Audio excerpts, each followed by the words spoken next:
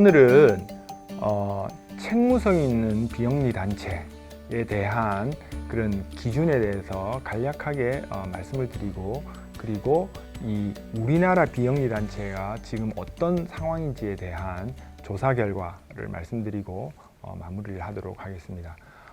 지난 시간에 인디펜던트 섹터에서 말한 여러 가지 비영리 단체의 합리적인 혹은 바람직한 운영 기준에 대해서 말씀을 드렸는데요. 크게 요약하면 이사회의 투명한 운영, 그 다음에 준법, 그리고 투명한 공시, 그 다음에 후원금을 투명하고 합법적으로 모집해라.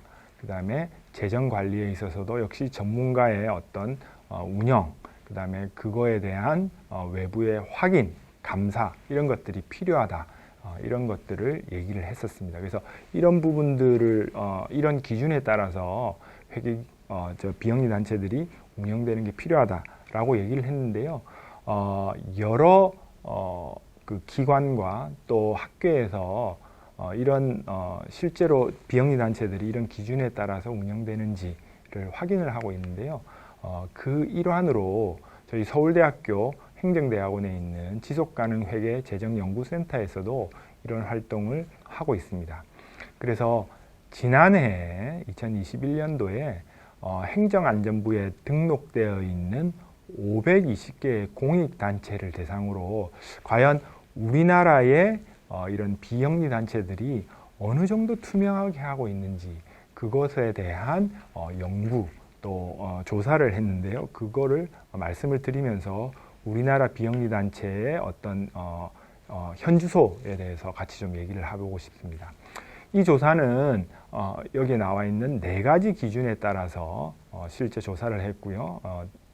첫 번째는 목적 적합성입니다. 목적 적합성이라는 것은 이 비영리 단체가 의사결정자들, 여기에는 뭐 대부분은 모금에 참여하는 모금을 해주는 그런 일반인들이 되겠죠. 이런 사람들한테 제대로 된 정보, 의사결정에 도움을 줄 수 있는 그런 정보를 제대로 제공하고 있는지가 목적 적합성이 되고 있고요. 그 다음에 표현 충실성이라고 해서요. 이런 회계 정보가 적극적으로 공개하고 또 오류가 없는지 이런 부분들에 대해서 저희가 비영리 단체가 잘하고 있는지, 그 다음에 세 번째는 이런 정보에 대해서 만약에 우리가 검증, 맞는지, 발표한 자료가 맞는지 안 맞는지 검증을 할 수 있으면, 검증을 하고 싶으면 그 검증에 도움이 되는 이 항목들이 제대로 공개되고 있는지, 그 다음에 마지막으로는 정보를 이해하기 쉽게 제공하는지를 가지고 520개의 공익단체를 한번 이 분석을 했었습니다. 그래서 이 520개의 공익단체가 실제로 외부에 공개하는, 저희가 내부를 조사할 수는 없기 때문에 외부에 공개하는 그런 정보를 가지고 이 기준에 따라서 한번 저희가 조사를 했는데요. 조사 결과 아까 말씀드렸던 그런 4가지 기준에 따라서 아주 개별적인 항목들이 있었고요. 그 개별적인 항목이 다 만족하게 되면 44점 만점이었습니다. 근데 그 중에서 2점 이하인 그런 단체가 30% 이상을 차지했습니다. 예, 그래서 아까 그 말씀드렸던 4가지 기준에 아주 구체적인 그 기준들을 가지고 했을 때 44개의 항목이 있었는데요. 그 중에서 2개 정도만 만족하는, 2개 이하를 만족하는 데가 30% 이상이다 라는 것은 어쩌면 아직까지 우리나라의 비영리 단체가 갈 길이 좀 멀다 이런 생각이 들고요. 0점을 받은 그런 단체들도 7.5%가 있었습니다. 그래서 우리나라에 물론 많은 단체들이 잘 운영이 되고 있습니다만은 이런 어떤 기준을 가지고 살펴봤을 때는 여전히 좀 아직도 개선돼야 될 부분들이 있다라는 걸 확인을 할 수 있었고요. 조금 더 구체적으로 제가 말씀을 드리면 아까 말씀드렸던 기준 중에서 목적과 목표를 제대로 그 홈페이지를 통해서 공개하고 있는지, 그 부분에 있어서는 86% 정도가 대체로 공개를 많이 하고 있었습니다. 하지만 사업 수행 비용, 즉 어떤 공익적인 사업을 하다 보면 그거에 관련되는 비용이 들어갈 수 있습니다. 그렇죠? 직원들의 비용이라든지 혹은 관련되는 여러 가지 비용들을 발생할 수 있는데요. 그것이 어느 정도 되는지, 원래의 지원비 대비에 어느 정도 되는지 이런 비중을 공시하고 있는 데는 8% 정도밖에 안 됐고요. 또 일반적인 관리 비용도 역시 얼마나 공시를 하고 있는지, 얼마나 공개를 하고 있는지 살펴봤을 때 7% 이하로 7% 정도에 그치고 있었습니다. 그 다음에 회의록을 공시하는 데는 6% 정도. 그래서 어떻게 이 비영리 단체의 의사결정이 이루어지는지 그거를 외부에서 확인하기는 굉장히 힘든 그런 상황이었다라는 것을 말씀을 드리고요. 그다음에 두 번째 기준이었던 표현 충실성에 관련해서 홈페이지는 많은 단체들이 있었습니다. 91% 이상이 홈페이지를 운영하고 있었습니다만은 실제로 이사회 구성원들이 이 조직과 어떤 특수관계가 있는지 그거에 대해서 알려주고 있는 데는 한 30% 정도밖에 안 됐고요. 그 다음에 감사, 그 이사회를 감시하는 감사가 2명 이상으로 되어 있는 데는 15% 정도밖에 되지 않았고요. 그 다음에 이 법률 또는 회계에 관한 전문적인 지식을 가지고 있는 사람들이 이사회나 감사에 포함되어 있는지에 대한 그런 분석에 있어서는 11% 정도밖에 되지 않았다. 그래서 아직까지 이런 부분들에 있어서도 개선의 어떤 필요성이 필요하다라는 걸 저희들이 확인할 수 있었습니다. 다음으로 검증 가능성과 이해 가능성인데요. 외부 감사 의견, 즉 그 비영리 단체에서 결산을 하고 나서 그거에 대한 재무제표 결산서를 만들고 나면 그거에 대해서 외부에서 감사를 받고 그 감사 의견을 제대로 공시하는지 이 부분들에 대해서도 아주 낮은 3% 정도의 낮은 비율이었고요. 그 다음에 법인카드 지출 내역을 공시하는 데는 1%에 그쳤습니다. 요즘 모든 공공기관 여러분들 보시면 법인카드 내역이 많이 공시되고 있는데요. 그런 부분에서도 아직까지 많이 좀 부족하다라는 생각이 들고요. 그 다음에 별도의 어떤 총자산을 공시하는지 이 부분에 대해서도 여전히 낮은 수준이었다. 이렇게 생각을 할 수 있을 것 같습니다.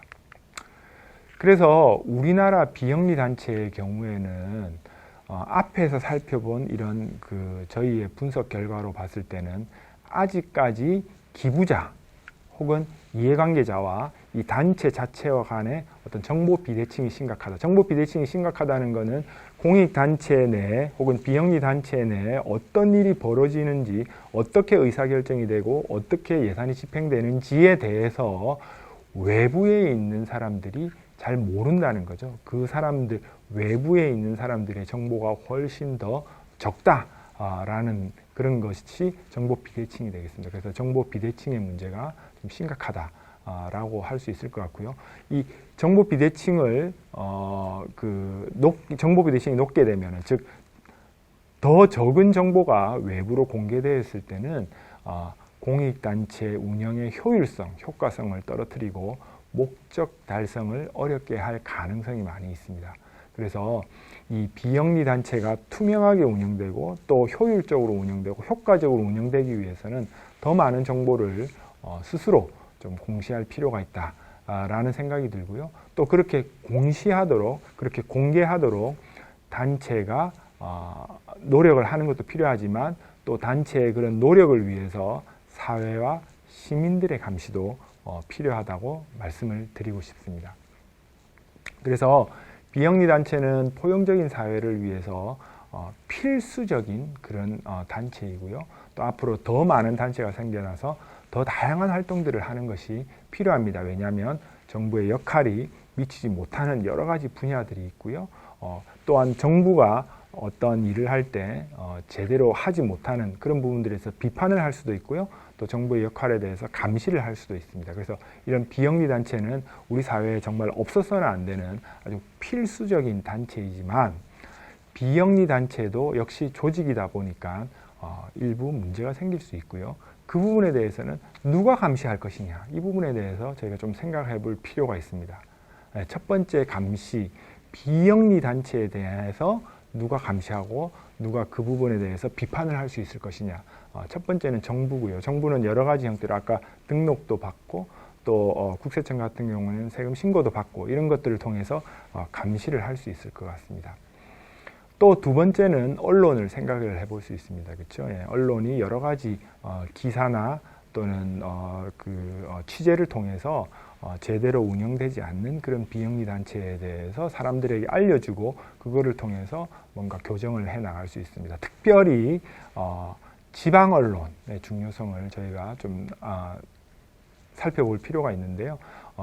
이 비영리 단체가 앞에서 살펴본 것처럼 대부분이 지방에 있는, 지방에 등록된, 지방에서 활동하는 그런 단체이기 때문에 사실은 그 지방에 있는 언론사에서 그런 부분들에 대해서 더 가까이 볼 수 있습니다. 그래서 그런 지방의 언론이 활성화되고 그런 지방 언론을 통해서 감시하는 것이 굉장히 효율적이다. 그래서 실제로 연구를 보면요, 지방의 언론사들이 없어졌을 때 혹은 활동이 저조할 때 이런 비영리 단체의 어떤 부정적인 행동들이 더 많이 늘어난다. 이런 연구도 있습니다. 그래서 언론의 역할에 대해서 우리가 좀 더 관심을 가질 필요가 있다는 생각이 들고요. 그다음에 말씀드렸던 여러 가지 평가 기구를 통한 그런 지속적인 평가, 또 그거를 통한 어떤 장려 이런 것들이 필요하고요. 저희와 같은 학계에서도 이런 부분들에 대해서 많은 노력이 필요할 것 같습니다. 마지막으로 어쩌면 제일 중요한 우리 시민들, 우리와 같은 일반 사람들도 단지 기부를 하는 거에서 끝나는 게 아니라 내가 기부한 돈이 어떻게 쓰여지고 또 이것들이 누구한테 가는지에 대해서도 계속해서 관심을 가질 필요가 있다. 그래서 정보 공개에 대한 요구, 또 그렇게 잘하는 단체에 대해서 적극적인 지원, 뭐 이런 것들 행동이 필요하다. 이렇게 말씀을 드릴 수 있을 것 같습니다.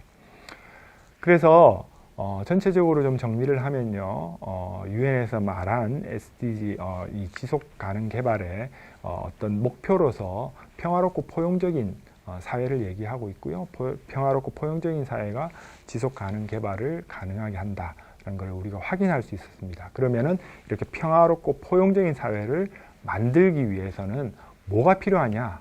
여기 나와 있는 것처럼 효과적이고 책무성 있는 제도와 기구가 필요하고요. 그 제도 혹은 기구, 조직 중에서 가장 중요한 부분은 정부가 되겠지만 정부의 또 다른 어떤 중요한 단체로서 하나가 비정부 단체가 되겠습니다. 정부가 가지지 못하는 그런 여러 가지 장점들을 가지고 있습니다. 그래서 이런 비정부 단체 혹은 비영리 단체에 대해서 시민들의 격려, 감시가 필요하고요. 또 그런 격려와 감시가 있을 때 우리 사회가 더 포용적이고 또 더 정의로운 사회가 될 수 있고 그것을 통해서 지속 가능 개발이 가능하고 또 그거의 혜택을 우리 모두가 공유할 수 있을 거라고 생각이 듭니다. 이것으로 제 강의를 모두 마치겠습니다. 감사합니다.